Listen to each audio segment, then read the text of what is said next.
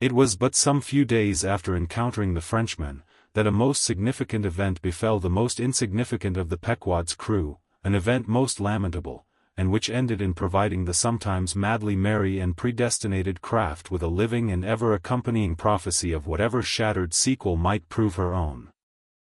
Now, in the whale ship, it is not every one that goes in the boats.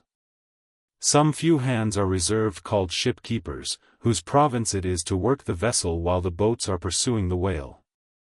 As a general thing, these ship-keepers are as hardy fellows as the men comprising the boat's crews.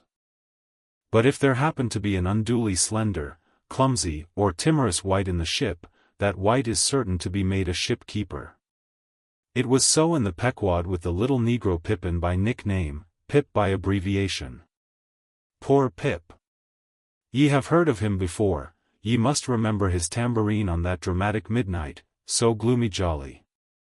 In outer aspect, Pip and Doughboy made a match, like a black pony and a white one, of equal developments, though of dissimilar color, driven in one eccentric span.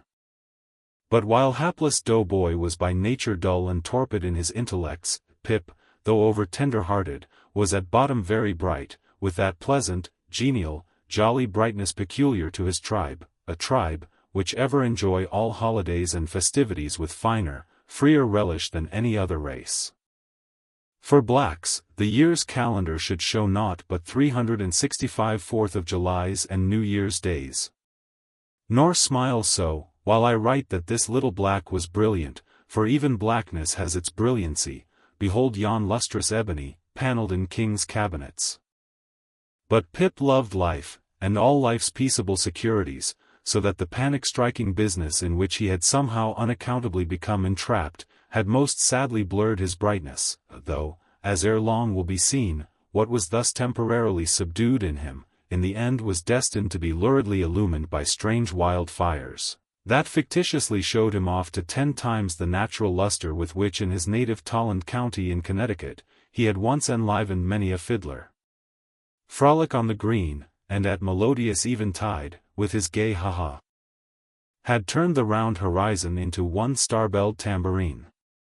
So, though in the clear air of day, suspended against a blue-veined neck, the pure-watered diamond drop will healthful glow, yet, when the cunning jeweler would show you the diamond in its most impressive luster, he lays it against a gloomy ground, and then lights it up, not by the sun, but by some unnatural gases. Then come out those fiery effulgences, infernally superb, then the evil-blazing diamond, once the divinest symbol of the crystal skies, looks like some crown jewel stolen from the king of hell. But let us to the story. It came to pass, that in the ambergris affair Stubbs after oarsman chanced so to sprain his hand, as for a time to become quite maimed, and, temporarily, Pip was put into his place. The first time Stubb lowered with him, Pip evinced much nervousness, but happily, for that time, escaped close contact with the whale, and therefore came off not altogether discreditably, though Stubb observing him, took care, afterwards, to exhort him to cherish his courageousness to the utmost, for he might often find it needful. Now upon the second lowering, the boat paddled upon the whale, and as the fish received the darted iron, it gave its customary rap, which happened, in this instance, to be right under poor Pip's seat.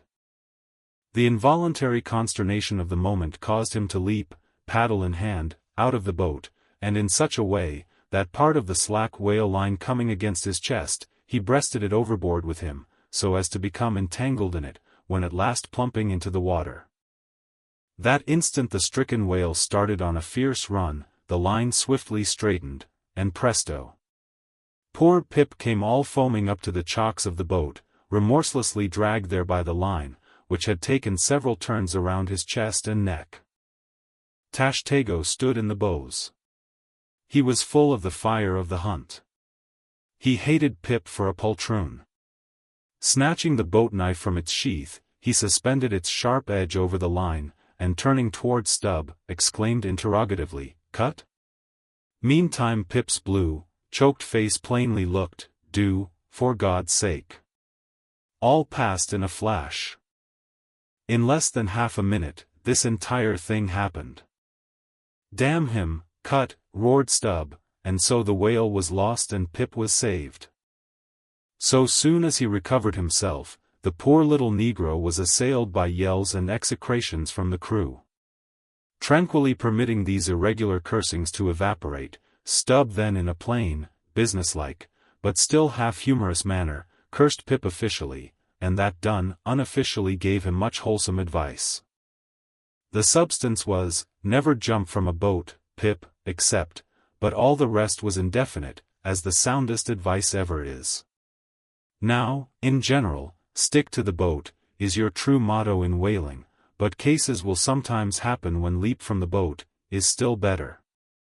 Moreover, as if perceiving at last that if he should give undiluted conscientious advice to Pip, he would be leaving him too wide a margin to jump in for the future, Stubb suddenly dropped all advice, and concluded with a peremptory command, "Stick to the boat, Pip, or by the Lord, I won't pick you up if you jump, mind that. We can't afford to lose whales by the likes of you. A whale would sell for 30 times what you would, Pip, in Alabama. Bear that in mind, and don't jump any more." Hereby perhaps Stubb indirectly hinted, that though man loved his fellow, yet man is a money-making animal, which propensity too often interferes with his benevolence. But we are all in the hands of the gods, and Pip jumped again. It was under very similar circumstances to the first performance, but this time he did not breast out the line, and hence, when the whale started to run, Pip was left behind on the sea, like a hurried traveler's trunk. Alas! Stubb was but too true to his word. It was a beautiful, bounteous, blue day, the spangled sea calm and cool, and flatly stretching away, all round, to the horizon, like gold-beater's skin hammered out to the extremest. Bobbing up and down in that sea, Pip's ebon head showed like a head of cloves. No boat-knife was lifted when he fell so rapidly astern. Stubb's inexorable back was turned upon him, and the whale was winged. In 3 minutes, a whole mile of shoreless ocean was between Pip and Stubb. Out from the center of the sea, poor Pip turned his crisp, curling, black head to the sun, another lonely castaway, though the loftiest and the brightest. Now, in calm weather, to swim in the open ocean is as easy to the practiced swimmer as to ride in a spring carriage ashore. But the awful lonesomeness is intolerable. The intense concentration of self in the middle of such a heartless immensity, my God! Who can tell it? Mark, how when sailors in a dead calm bathe in the open sea, mark how closely they hug their ship and only coast along her sides. But had Stubb really abandoned the poor little negro to his fate? No, he did not mean to, at least. Because there were 2 boats in his wake, and he supposed, no doubt, that they would of course come up to Pip very quickly, and pick him up, though, indeed, such considerations towards oarsmen jeopardized through their own timidity, is not always manifested by the hunters in all similar instances, and such instances not unfrequently occur. Almost invariably in the fishery, a coward, so called, is marked with the same ruthless detestation peculiar to military navies and armies. But it so happened, that those boats, without seeing Pip, suddenly spying whales close to them on one side, turned, and gave chase, and Stubb's boat was now so far away, and he and all his crew so intent upon his fish, that Pip's ringed horizon began to expand around him miserably. By the merest chance the ship itself at last rescued him, but from that hour the little negro went about the deck an idiot, such, at least, they said he was. The sea had jeeringly kept his finite body up, but drowned the infinite of his soul. Not drowned entirely, though.